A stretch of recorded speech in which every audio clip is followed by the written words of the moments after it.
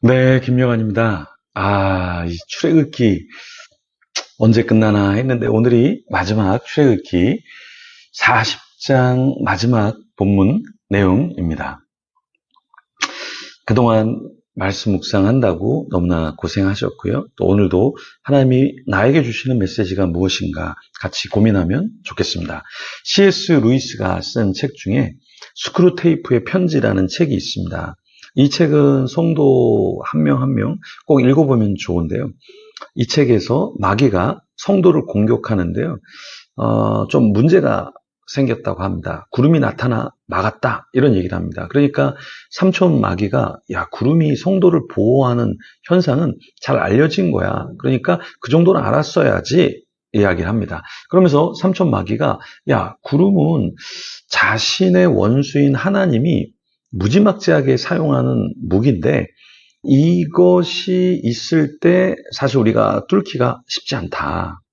그래서 이 구름이 있을 때, 하나님의 임재가 있을 때 우리가 공격하고 접근할 수 없다. 네, 그런 이야기를 합니다. 그러면서 삼촌 마귀가 구름은 그렇다 치고 그러면 우리가 이 성도를 집중 공격해야 되는데 너는 두 가지 실수를 한 것 같아. 이렇게 얘기를 합니다.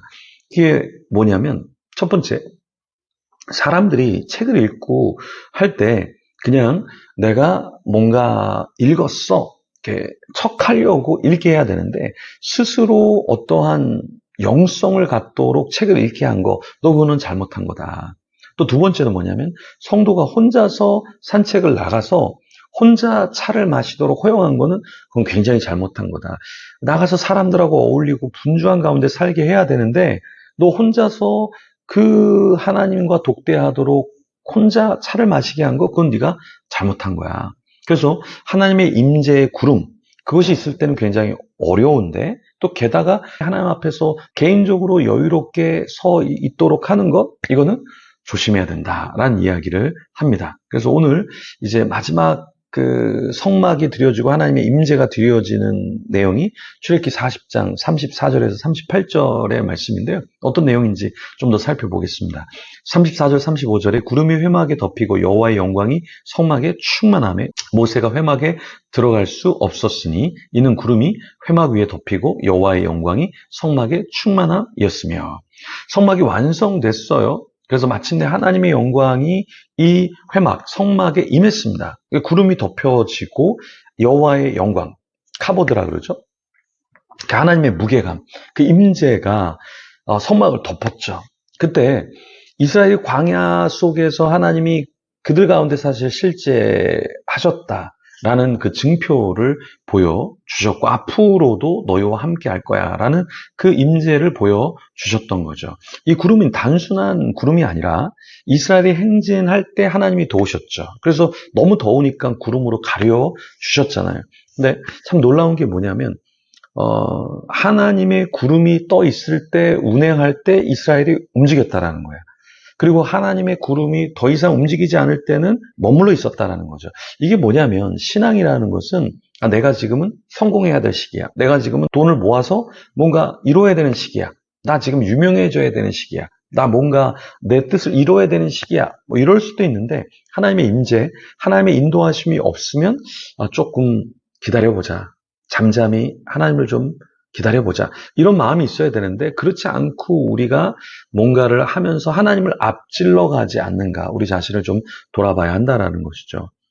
페이스 미션이라는 게 있습니다. 하나님이 주시면 먹고 안 주시면 안 먹는다. 이 페이스 미션이 무엇이냐면 내가 빚을 지면서 사역을 하고 삶을 사는 것이 아니라 안 주시면 그냥 굶고 하나님이 주시면 그 사역을 감당하고, 이게 페이스 미션인데요.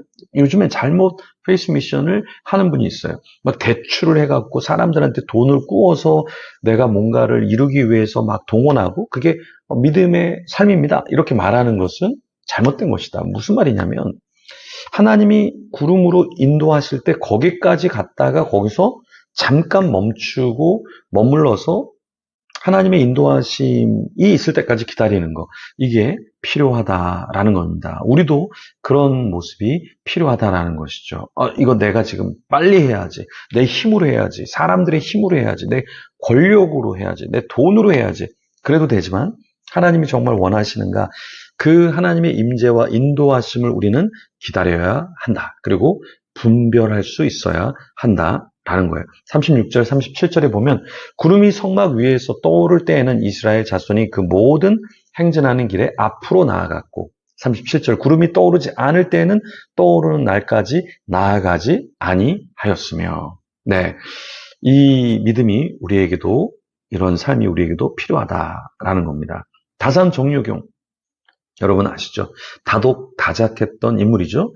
경세유표, 목민심서, 흠음신서 이런 책들을 냈는데요. 자연과학에도 관심이 있었고 천연두의 치료법에 책을 내기도 했고요. 도량형 화폐의 통일을 주장하고 거중기를 고안했던 사람이에요. 이 다산 정약용이 책을 많이 읽고 다양한 책을 저술하면서 시대를 이끌었었는데요. 사실은 이 다산 정약용이 크리스찬이었다, 천주교 신자였다라는 것이 대부분의 동의되어진 내용이죠. 그래서 사실 1801년의 2월에 천주교도들이 청나라 신부 주무모를 끌어들여 영모를 꿰었다라는 죄명을 사실은 쓰게 된 것. 네. 그것도 결국에는 이런 천주교의 신앙을 받아들이고 그 신도라는 것이죠. 그렇죠?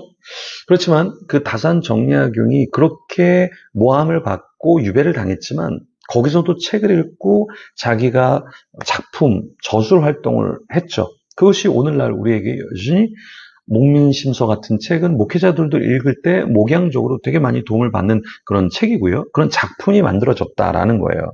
도스토옙스키라는 사람이 있죠. 죄와 벌, 까마라초프가의 형제들 이런 책을 쓴 이 도스토옙스키는요. 언제 이 책을 썼습니까? 네, 도스토옙스키는 무신론자로 사회주의 공산당에 가입해서 활동을 했었는데요.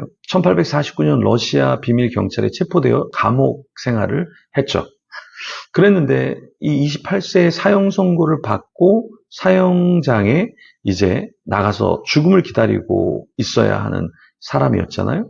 그런데 갑자기 러시아 황제의 사형 중지 명령이 떨어지게 되고 사면을 받게 됐죠.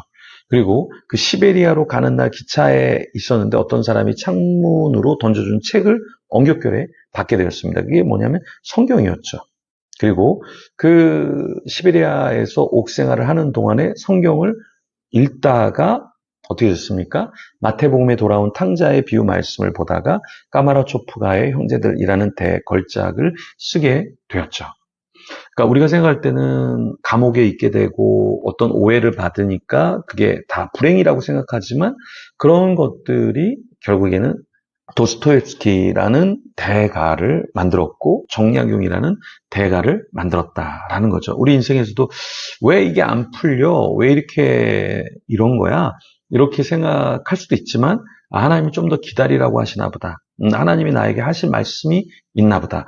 이렇게 생각하고 우리 자신을 더 하나님 앞에 올려드리면 어떨까요? 이 시간 마지막 출애굽기 말씀을 묵상하면서 그동안 주셨던 은혜에 감사하고 또 하나님 나에게 은혜를 주시고 이끌어 주실 텐데 조급하지 않게 하시고 하나님께 영광을 돌리게 하옵소서. 그리고 나와 우리 가족, 우리 교회 식구들이 그런 사람들이 되기를 간절히 원합니다. 그런 기도를 하나님 앞에 올려드리도록 하겠습니다.